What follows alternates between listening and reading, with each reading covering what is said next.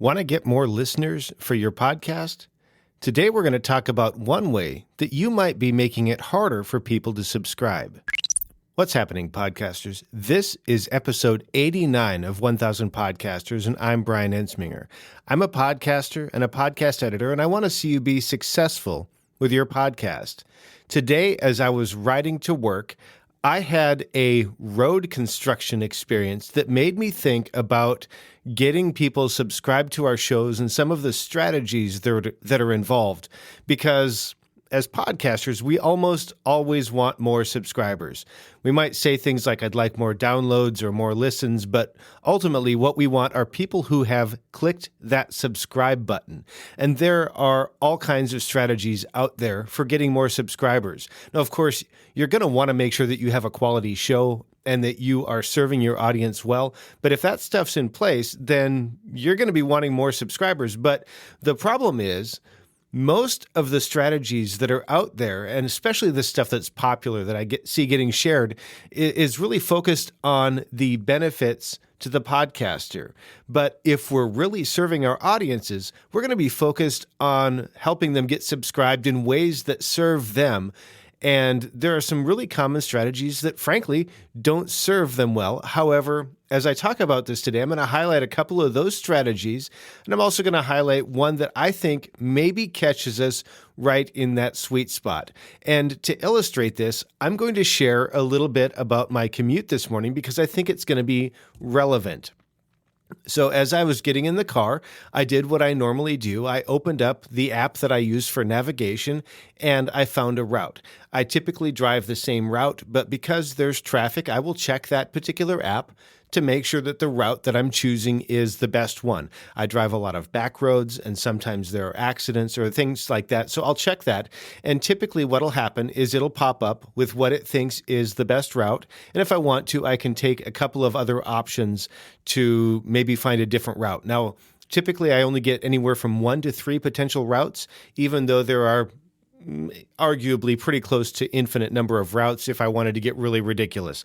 Of course, I'm not going to drive to the next state just to drive back, but you see what I'm saying. There's more than one, there's really more than 3 or 4 routes to get to work from where I live, but it'll give me a few to choose from. And then if it hasn't selected the one that I want to use, of course, it will allow me to select something different. And if along the way I decide to take a different turn, it will readjust and help me find my final destination. As I was driving today, though, there was an accident that I didn't know about until it was too late. Actually, let me rephrase that. It wasn't an accident. There was road construction. On my route to work, there's a roundabout that we have to drive around, and it's typically 2 lanes. Now, getting to that roundabout is 1 lane, about a mile or so long, with really no place to turn off. There's maybe 1 neighborhood that I could potentially turn into with a lot of turns and a lot of back road stuff. So basically, 1 lane, both directions, going to this roundabout on the route that I was following. And then this roundabout that is typically 2 lanes that allows the amount of traffic that's needed was down to 1 lane because there was some road construction going on. So because of that, they kind of forced all of the traffic to merge together, slowed everything down. And that was the process for getting to work. Now, why do I share this? Well, there are some strategies for getting people subscribed to podcasts that remind me a little bit about how this thing might have worked. For example, if I opened up Waze and it only provided me 1 option and never gave me another choice, I might stop using Waze for navigation, because if it provides me a route that I know isn't going to work for me because I've driven that route, I just want to check it for traffic. And if it consistently provides me with a route that won't work with no option to replan my route, it always directs me back to that route, I'm going to stop using that. And this relates to one of the strategies that I see people using all the time. The only one link strategy. Typically, this is the only one link to iTunes or Apple Podcast strategy.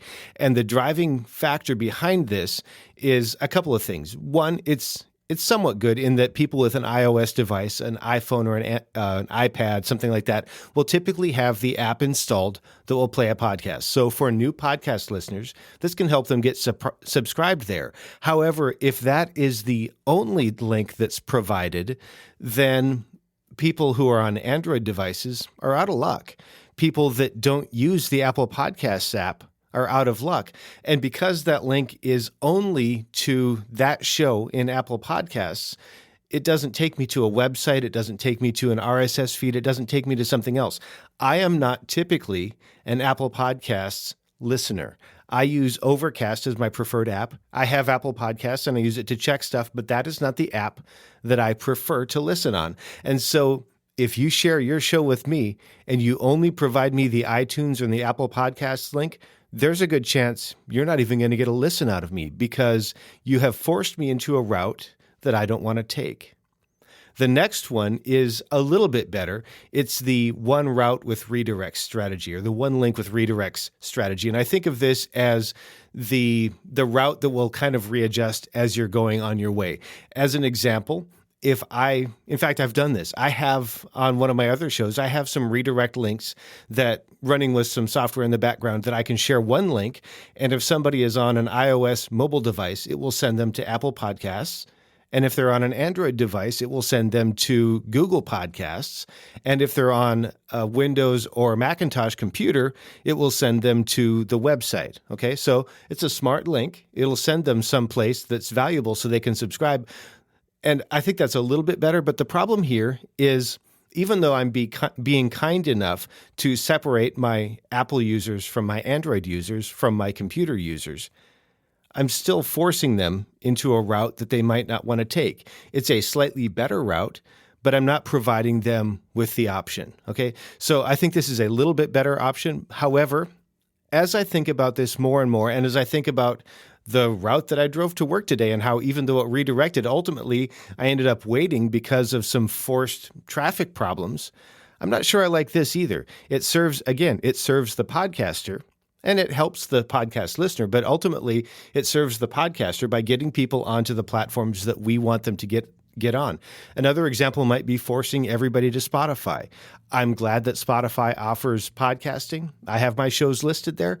I don't like Spotify as a podcast listening experience because for any number of reasons. One is I just like Overcast. Another is that I can't click a link to get out of the episode notes unless there's a link to the episode notes contained within the episode notes at Spotify. I know it's very meta, and it's maybe splitting hairs, but that's my thing. So I don't like that. On the other extreme is something that I hear some people offer where you say, just send them to a subscribe page with everything. Okay, that can kind of work. If I go to a subscribe page on a website and I see Overcast, I'm going to choose that. But if I have to go digging for it, I'm just going to go to Overcast and see if I can find your show. I'm sorry. I'm not going to click through a link and go to a website and try and find the icon or the text for Overcast. And this is a fine strategy. It's great that it's giving people options, but think about that new listener who's never listened to a podcast before, and they don't know what app to choose. They don't know what works on their device. They might not even know that Apple Podcasts is installed or Google Podcasts is available or that Spotify is cross-platform. They may not know any of that kind of thing. So what I would recommend and what I'm starting to do is what I call the fry size strategy. If you've ever gone to a McDonald's or to pretty much any fast food restaurant, if you order fries, you get three options. You get small, medium, and large. And if you want to do some kind of custom thing, at fast food restaurants, it might not happen, but at a slightly nicer restaurant, maybe you've got some additional options. So that's what I'm recommending, and that's what I'm doing. If you go to my subscribe page right now at toptieraudio.com/subscribe, you'll find three really big buttons. One for Spotify, one for Google Podcasts, and one for Apple Podcasts. So I've got all of those right there. And then a little bit lower, I have some additional options. I've got Overcast, I've got the RSS feed, I've got YouTube, I've got several other options available. But what this is designed to do is help those new listeners or the people that like the three most popular platforms to select their choice very quickly and very easily. The people that would like to choose another one, most of those options are available. I did trim them down a little bit just so that they're not overwhelming. But what I'm trying to do is serve my listeners by sending them to a place that's easy to subscribe. How about you? What does your subscribe page look like? I would love to see it. Tweet it to me at Top Tier Audio on Twitter. And if you'd like to take a look at mine to get some inspiration or some ideas or to tell me what you don't like about it, you'll find that at toptieraudio.com. Thanks so much for listening. Now go out there and make a great podcast.